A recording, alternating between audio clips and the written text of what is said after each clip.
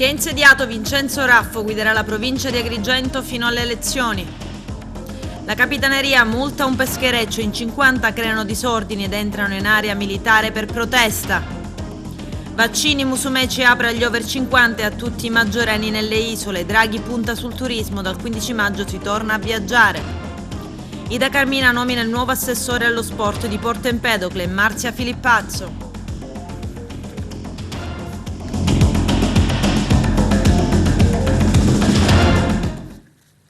Bentrovati gentili telespettatori al nostro appuntamento con l'informazione. Il generale in quiescenza della Guardia di Finanza Vincenzo Raffo, il nuovo commissario straordinario nominato dall'assessore regionale alle autonomie locali Marco Zambuto per gestire la provincia di Agrigento fino al prossimo 15 settembre. Arturo Cantella. Si è insediato Vincenzo Raffo, nuovo commissario straordinario nominato dalla regione siciliana per gestire il libero consorzio comunale di Agrigento fino al prossimo 15 settembre, nelle more dell'insediamento degli organi. Raffo è stato nominato lo scorso 30 aprile con decreto del Presidente della Regione Musumeci su proposta dell'assessore regionale Marco Zambuto e succede nell'incarico al dottore Alberto Girolamo di Pisa, nominato per la prima volta il 30 gennaio 2018.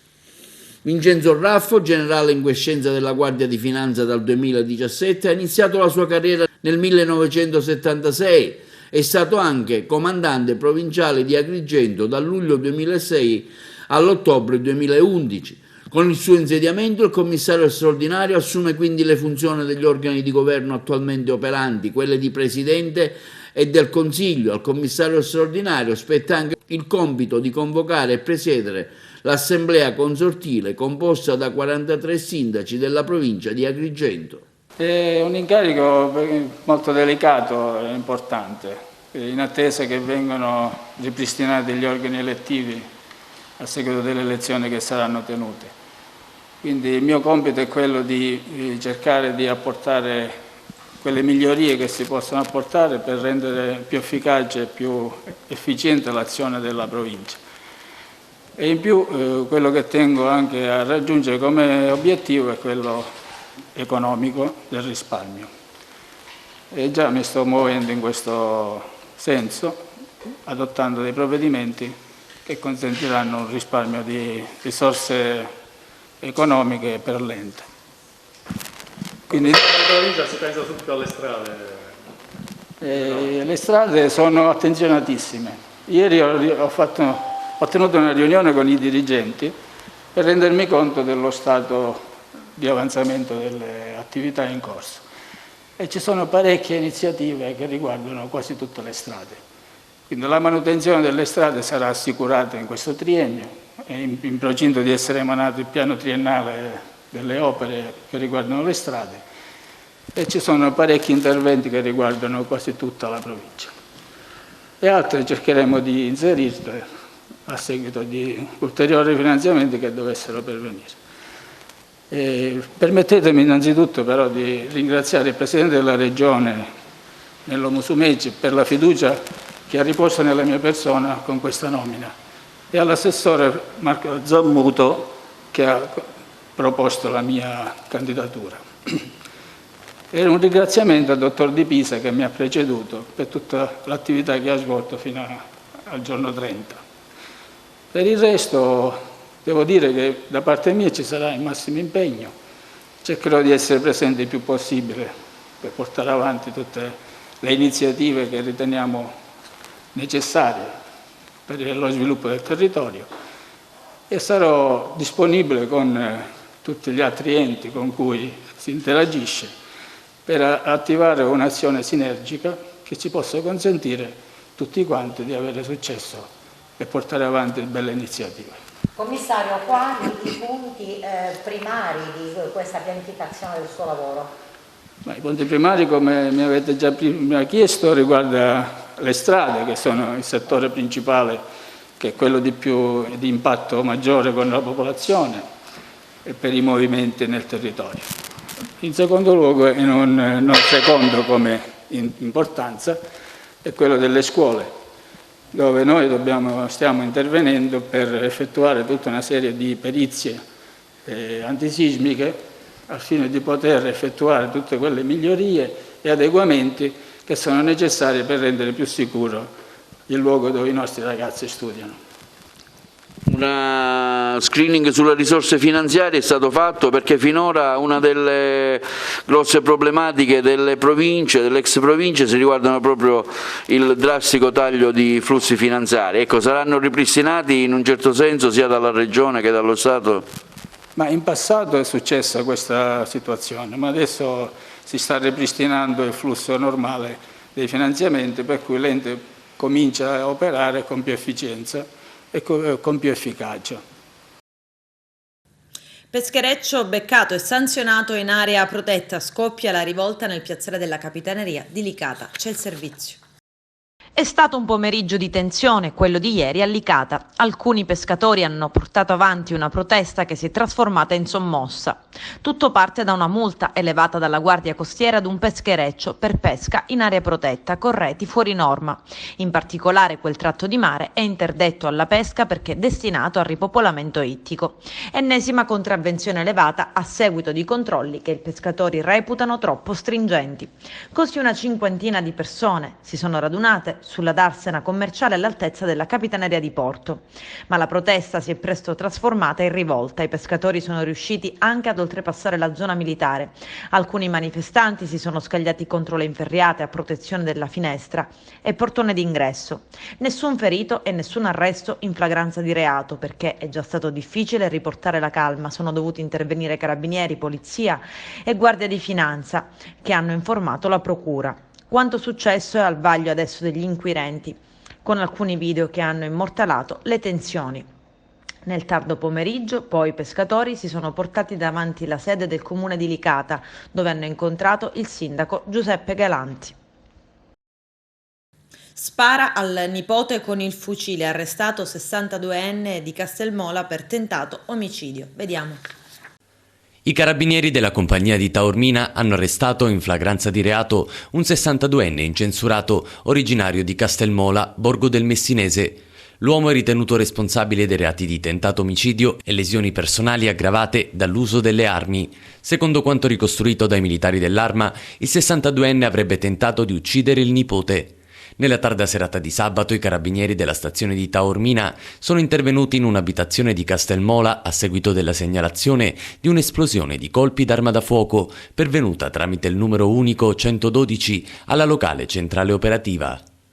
Giunti sul posto, i carabinieri hanno trovato alcuni testimoni, tra cui la compagna della vittima, che hanno indicato il 62enne quale responsabile dell'esplosione di un colpo di fucile nei confronti del nipote 53enne al culmine di una lite per futili motivi. Secondo la ricostruzione operata nell'immediatezza dai carabinieri, il diverbio tra i due uomini sarebbe scaturito da questioni legate all'improprio utilizzo di una fontana ubicata nel giardino condominiale da parte della vittima, che dimora nello stesso stabile dell'aggressore. In particolare, durante il diverbio, la vittima avrebbe minacciato di lanciare una mattonella nei confronti dello zio, che, andato in escandescenza, ha reagito imbracciando uno dei fucili da caccia calibro 12, regolarmente detenuti, esplodendo un colpo all'indirizzo del nipote. Quest'ultimo, fortunatamente solo lievemente ferito alle braccia, alle gambe e a un orecchio, è riuscito a darsi alla fuga, presentandosi poco dopo per chiedere aiuto presso la caserma dei carabinieri, che nel frattempo erano già intervenuti presso il luogo dell'aggressione. La vittima è stata trasportata presso il Policlinico Martino di Messina, dove è stato medicato per le ferite subite. I carabinieri hanno sequestrato l'arma utilizzata per l'aggressione, un fucile da caccia calibro 12 e la cartuccia esplosa in quanto corpi del reato.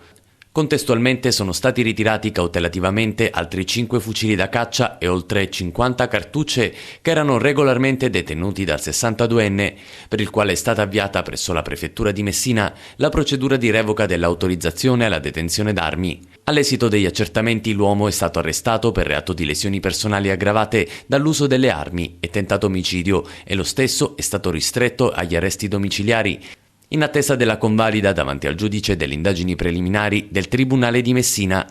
Ieri l'indagato è comparso dinanzi al giudice del Tribunale, che ha convalidato l'arresto dei carabinieri e disposto nei confronti dell'uomo la sottoposizione alla misura cautelare degli arresti domiciliari.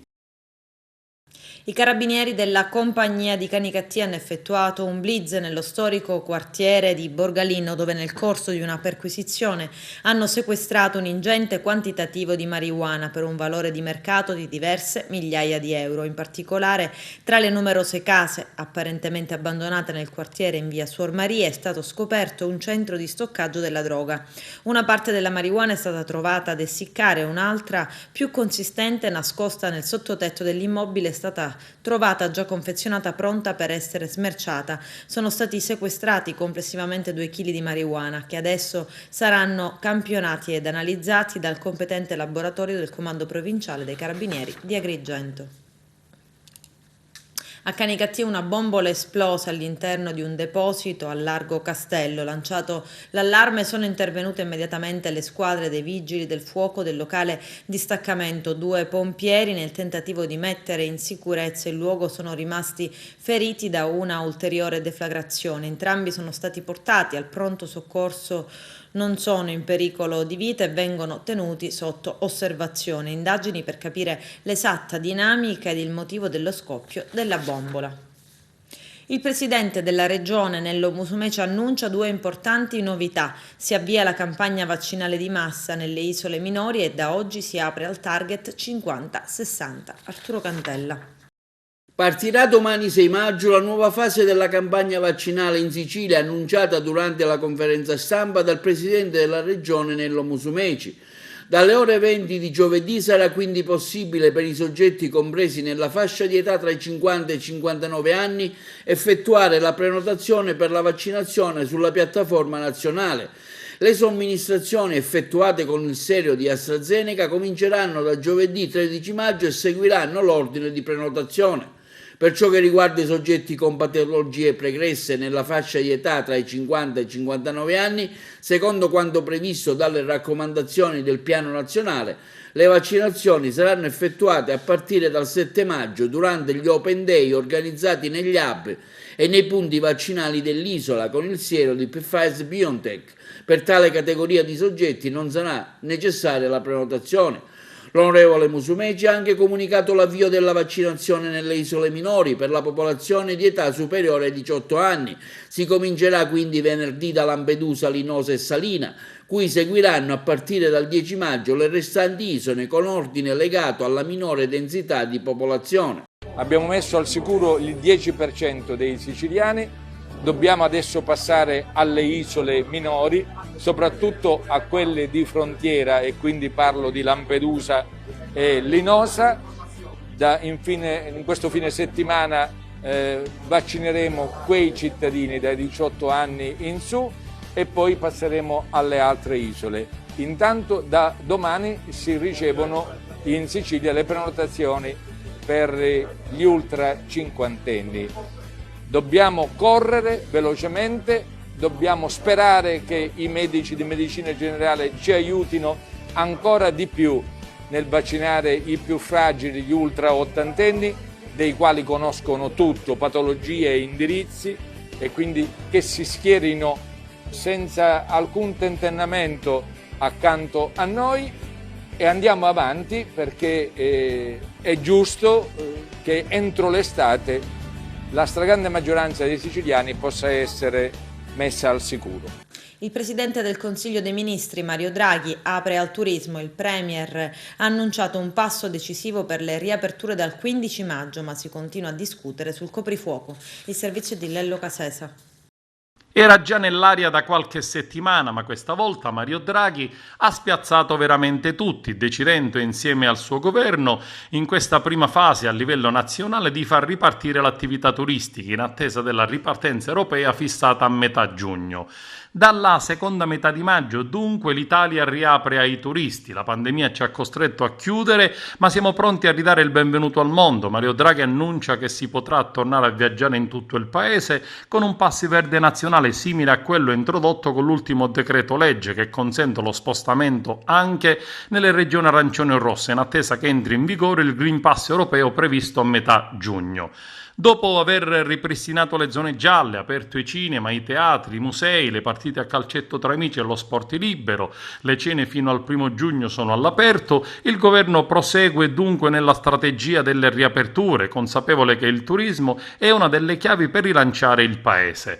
Nel 2020, stando ai dati di Banca Italia elaborati dalla Coldiretti, scrive questa mattina l'ANSA, l'emergenza Covid ha tagliato di circa 26 miliardi le spese dei viaggiatori stranieri in Italia, crollate di quasi il 60% rispetto al 2019. Le nostre montagne, le nostre spiagge, le nostre città stanno riaprendo e non ho dubbi che il turismo riemergerà più forte di prima, conferma Draghi, rivolgendo un appello al resto del mondo. È arrivato il momento di prenotare le vostre vacanze in Italia, non vediamo l'ora di accogliervi di nuovo. Il pass dunque sarà in vigore dal 15 maggio in attesa che entri in vigore quello europeo, con l'obiettivo di offrire a chi vuole venire in Italia regole chiare e semplici per garantire la massima sicurezza. L'altra questione riguarda il coprifuoco. Troppo presto alle 22 c'è l'intenzione di rivedere le misure sulla base dell'andamento dei contagi e sono ragionevolmente fiducioso che la misura in tempi brevi possa essere rivista favorevolmente. Lo dichiara il ministro del turismo Massimo Garavaglia, in cui dice: il settore del turismo è quello che inquadra la quota maggiore di donne e giovani, soprattutto al sud, e la ripartenza aiuterà sicuramente queste categorie. Nuovo assessore allo sport a Porto Empedocle, Marzia Filippazzo. Già il nonno aveva ricoperto questo incarico. Vediamo.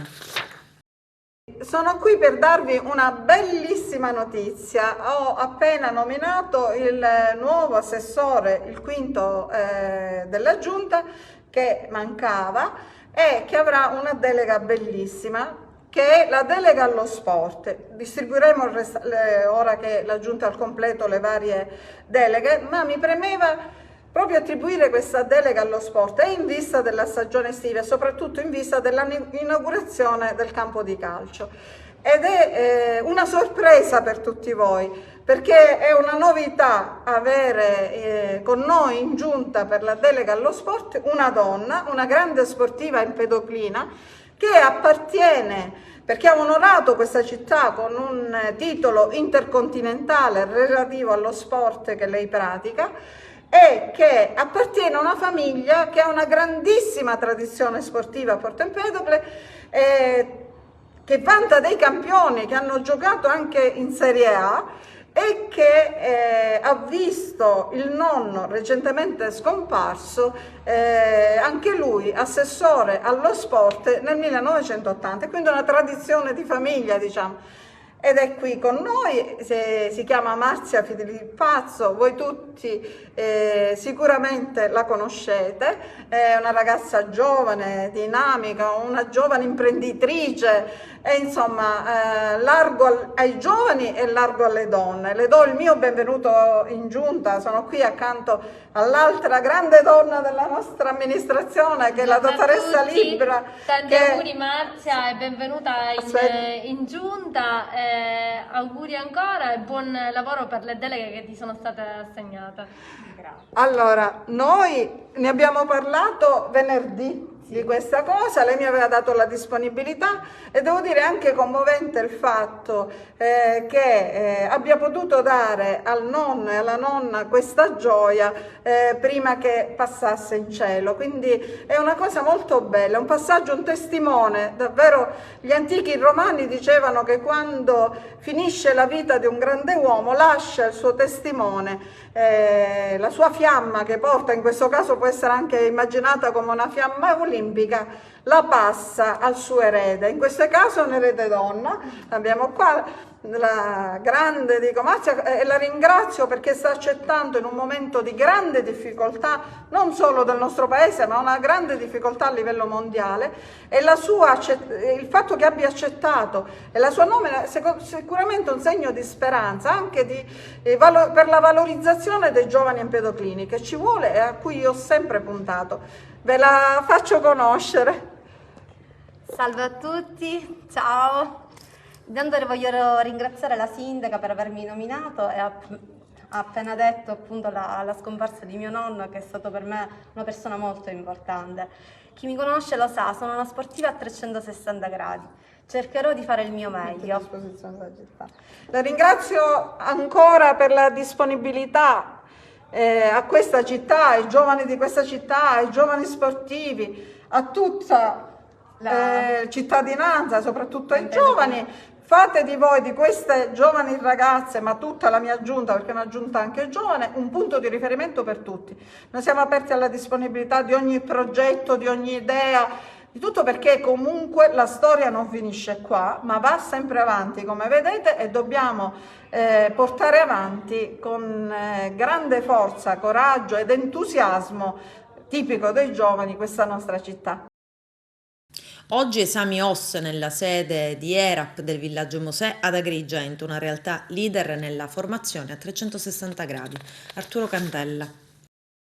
Oggi un importante momento formativo che giunge alla sua conclusione con gli esami di rito relativamente ai corsi OS che avete organizzato. È un importante momento che vede anche il completamento di un iter per dei giovani che in un settore dove c'è attualmente una fortissima richiesta e quindi una probabile occupazione futura. Ecco, l'ERAP in questo senso ha organizzato una serie di eventi, oggi la sua conclusione.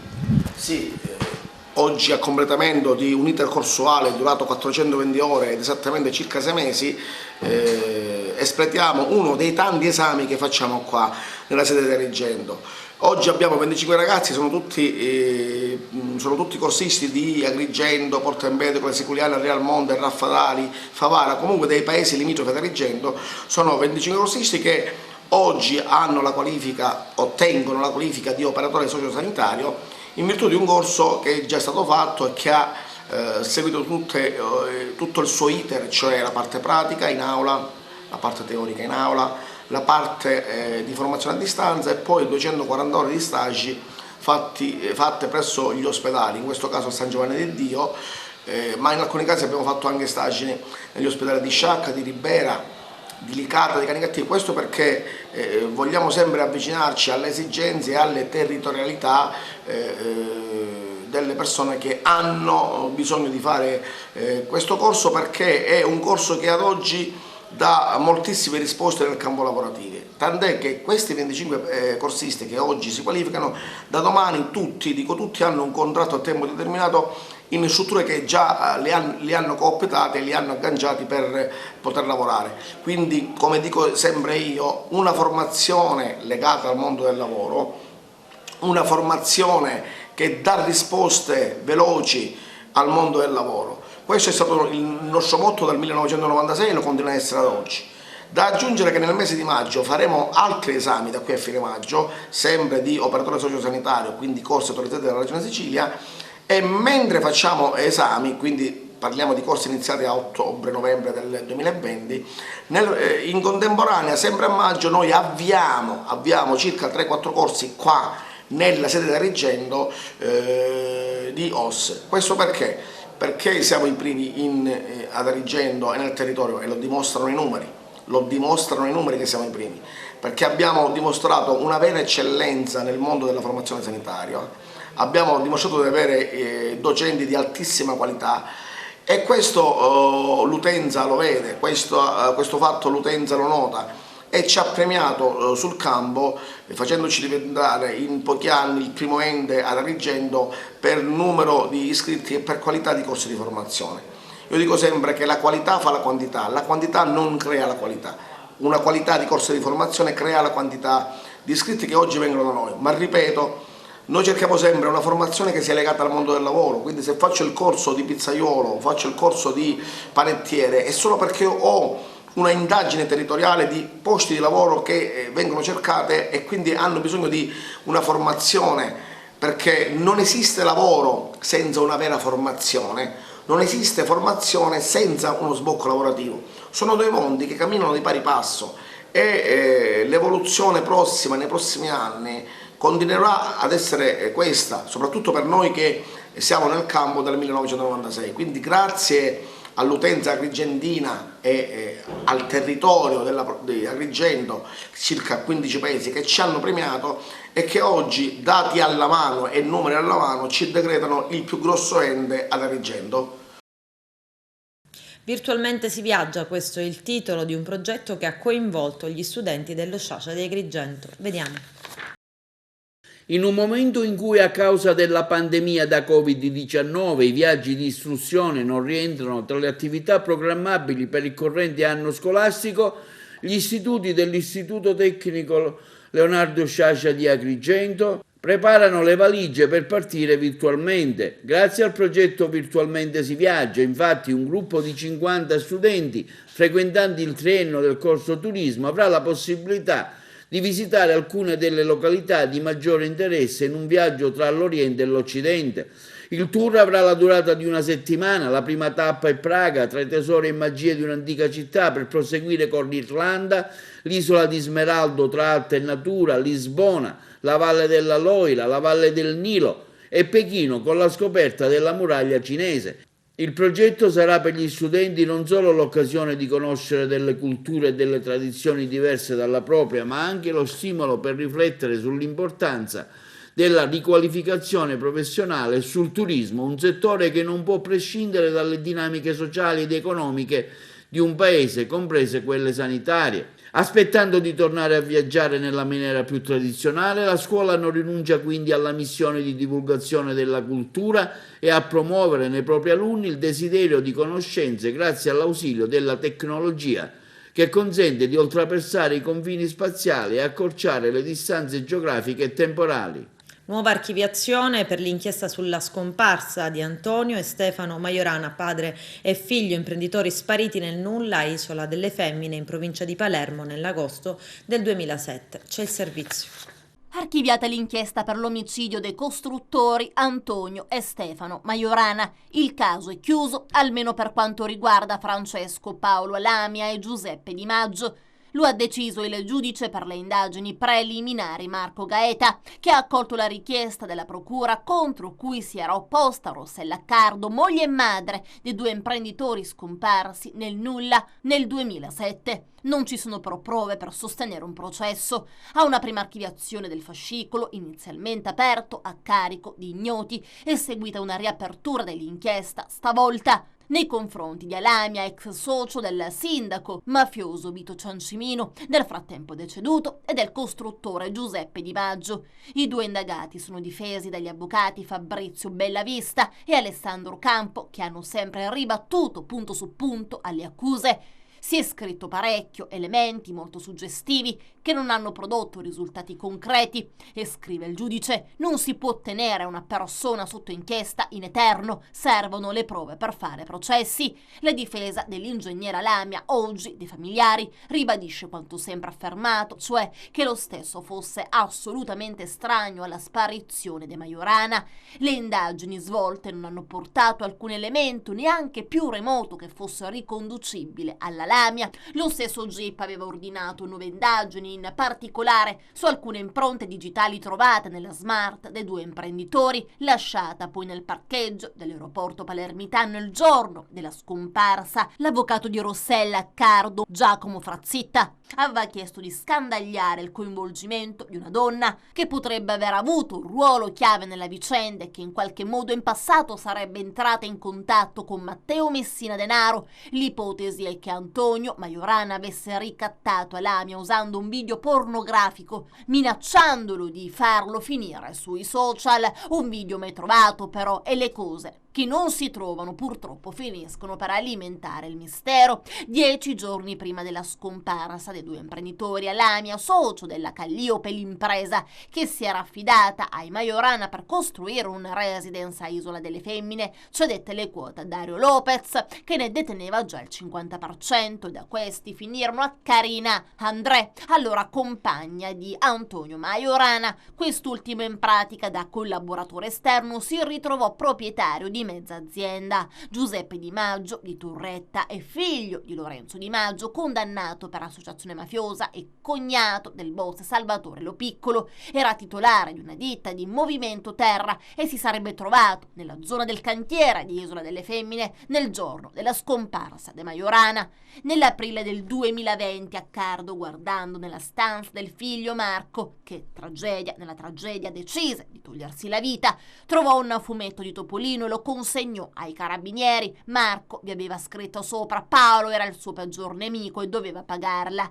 Ricattare Paolo e Dario per avere il 50% delle quote Calliope diventò il suo pensiero fisso. Carina avrebbe fatto da spalla. Nel corso delle indagini l'ipotesi dei ricatti sessuali è stata alimentata da due testimoni, quali prima ancora che gli venisse chiesto hanno spontaneamente raccontato che Carina Andrà, ex compagna di Antonio Majorana, avesse addirittura una relazione con il latitante Messina Denaro. Dalla donna solo smentite, ma i testimoni sono addirittura svenuti mentre riferivano il retroscena al pubblico ministero Roberto Tartaglia, oggi al DAP, e ai carabinieri. Gli investigatori parlano di clima di terrore. I temi investigativi sono stati svolti dal pubblico ministero con un serio approfondimento investigativo che però nulla ha portato sul piano indiziario. Così adesso scrive il GIP. Adesso la pubblicità, tra poco vi aspetto. La mafia 50 anni fa uccideva Pietro Scaglione, procuratore della Repubblica di Palermo, e Antonio Lorusso, agente di custodia assegnato alla sua scorta. C'è il servizio.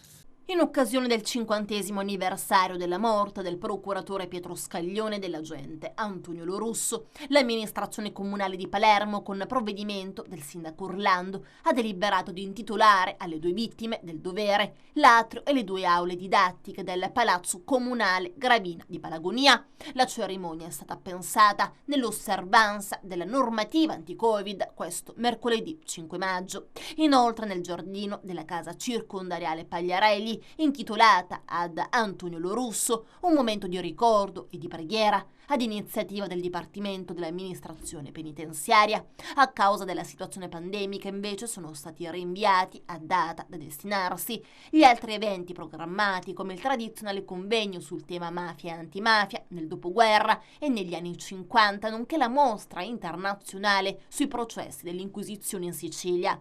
Entrato in magistratura nel 1928, Pietro Scaglione dimostrò indipendenza di giudizio anche durante il ventennio fascista, come scrissero anche giornalisti Enzo Perrone e Rosario Poma nel volume La mafia, nonni e nipoti. Nella sua lunga carriera di giudice e pubblico ministero si occupò dei più gravi misteri siciliani per accertarne la verità e assicurarne i colpevoli alla giustizia, in particolare con riferimento alla strage di Portella della Ginestra del 1 maggio del 1947. Il pubblico ministero Scaglione nel 1953 definì l'uccisione dei contadini come un delitto infame, ripugnante e abominevole e accreditò come principali moventi la difesa del latifondo e dei latifondisti, la lotta ad oltranza contro il comunismo che Salvatore Giuliano mostrò sempre di odiare, di osteggiare, la volontà da parte degli autori di accreditarsi come debellatori del comunismo per poi ottenere l'amnistia,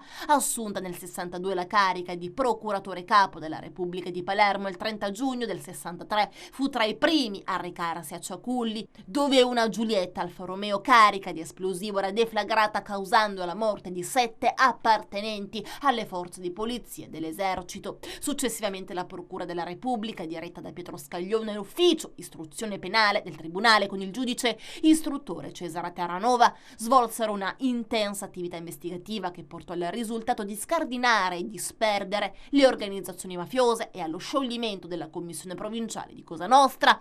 Il procuratore Scaglione promosse anche numerose inchieste a carico di politici e amministratori. A dirlo fu lo stesso giornalista Mario Francese, ucciso nel 1979. Pietro Scaglione fu convinto assertore che la mafia aveva origini politiche e che i mafiosi di maggior rilievo bisognava snidarli nelle pubbliche amministrazioni. Scaglione si occupò anche della misteriosa scomparsa del giornalista Mauro De Mauro nel settembre del 70. Fu riconosciuto magistrato caduto vittima vittima del dovere della mafia. A partire dagli anni 70, come Paolo Borsellino affermò, la mafia condusse una campagna di eliminazione sistematica degli investigatori che intuirono qualcosa. Le cosche sapevano che erano isolati, che dietro di loro non c'era lo Stato e che la loro morte avrebbe ritardato le scoperte. Isolati, uccisi, quegli uomini furono persino calunniati e accadde così per Scaglione. Peraltro il procuratore anticipò di circa 25 anni gli elementi costitutivi del delitto di associazione di tipo mafioso che solo nel 1982 saranno codificati nel nuovo articolo 416 bis del codice penale introdotto dalla legge Rognoni-La Torre. Emergenza al cimitero dei Rotoli di Palermo, 900 bare in attesa di essere tumulate. Vediamo. Per me è una nuova esperienza, ovviamente, e inizio sicuramente con una delle deleghe più gravose in questo momento, che è quella della gestione dei servizi cimiteriali. Oggi noi al cimitero dei Rotoli abbiamo circa 900 bare in deposito, abbiamo occupato tutti gli spazi possibili e disponibili e siamo in attesa che le soluzioni che abbiamo individuato cominciano ad essere efficaci, dalla individuazione di aree per la tumulazione, per inumazione, all'avvio del protocollo d'intesa che metterà a disposizione la possibilità di tumulare ben 1000 bare. Però sono tutti percorsi avviati da chi mi ha preceduto e su questo solco sto cercando di procedere. Ma sono convintissimo che per ridurre e dare degna sepoltura alle 900 bare bisogna attivare il sistema della cremazione, utilizzando nel più breve tempo possibile il nostro forno crematorio che sarà, spero, entro ottobre riparato. Abbiamo fatto una manifestazione di interesse per professionisti per redigere il progetto di revamping e poi sicuramente in questo momento, in assenza a Palermo di un forno crematorio e direi anche in Sicilia in questo momento, se è necessario siamo disposti a portare le salme fuori la Sicilia affinché possiamo dare una sepoltura degna alle persone che sono in questo momento al cimitero dei Rotoli. In quanto tempo, a suo punto di vista, si potrà rientrare da questa davvero triste emergenza? Sulle 900 salme è difficile dare una data, anche perché potrei dire spero entro la fine del mio mandato, ma io sono sicuro e fiducioso che entro dicembre noi con il forno crematorio attivo potremmo sicuramente ridurre il bare in deposito. È ovvio che dobbiamo contrastare anche col fatto che si muore anche di Covid e quindi c'è un differenziale sempre negativo, diciamo così, a nostro svantaggio. E invece, a proposito dell'appello che ha fatto il sindaco della città ieri a opposizioni per portare a termine il mandato, qual è il suo pensiero da neoassessore? Diciamo che si sintetizza di fatto con l'accettazione della mia delega. Avrei potuto dire di no perché è una delega difficile. Non si può sempre dire sto a guardare e indico il dito contro chi sta sbagliando. Dobbiamo metterci la faccia per senso civico. Io sono esponente del gruppo civico al Comune di Palermo e per cui è chiaro che tutti coloro che vogliono bene la città di Palermo devono collaborare affinché questo momento di pandemia che tipizza l'attuale periodo deve essere comunque superato. Quindi l'appello del sindaco è anche in linea con quello che è la mia azione politica di aver accettato questo incarico. Il 5 ottobre 2015 la frana di Letojanni sull'autostrada Messina-Catania. Ci sono voluti 4 anni solo per iniziare i lavori. A breve verranno completati. C'è il servizio. Tra la fine di luglio e agosto e la fine di agosto noi confidiamo addirittura di aprire la strada e di creare la prima galleria artificiale. È un grande impegno, considerate che c'è stato il Covid e considerate che a causa di una condizione di dissesto idrogeologico, siamo stati costretti a intervenire anche su altra versante di 100 metri più avanti, quindi stiamo facendo una perizia di variante supplettiva, ma riteniamo che entro agosto possiamo aprire la prima galleria e quindi finalmente ripristinare il servizio autostradale verso Catania e verso Messina. Guardi, il CAS era un carrozzone che per 30 anni è stato luogo di clientele, era il luogo in cui si mandavano gli amici non per realizzare autostrade o per servire o per migliorare le autostrade, ma per fare altro. Col governo Musumeci abbiamo riportato trasparenza, efficienza e soprattutto gli input che arrivano dall'ingegnere Migliorino per noi sono un'occasione ulteriore per sistemare le strade, ma non c'è bisogno che qualcuno da maestro o da professore pensi di venire in Sicilia a dettare regole, perché noi ci atteniamo alla norma vigente. Laddove dobbiamo intervenire stiamo intervenendo, ma se qualcuno pensa che vogliamo chiudere o che dobbiamo chiudere in maniera indiscriminata tutte le nostre autostrade ha sbagliato. Noi faremo interventi puntuali così come la legge ci richiede e così come soprattutto il buonsenso pretende.